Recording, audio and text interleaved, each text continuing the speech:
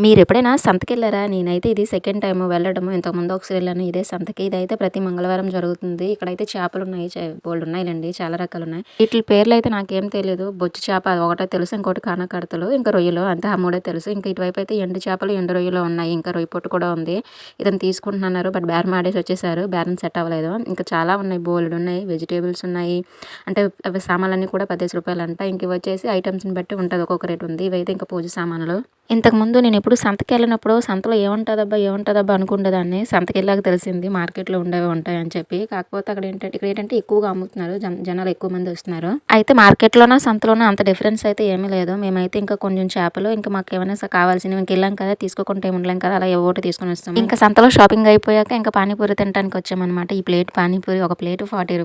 అది రోడ్డు మీద తిన్నామంటే ఒక్కొక్క ప్లేట్ రూ. 20. అయితే దీనికి మా వారు ఇక్కడైతే ఏసీ ఉంటుంది. బయటన ఏసీ ఉండదు కదా! అందుకే ఇక్కడికొచ్చి తింటున్నాం అన్నారు. బాయ్.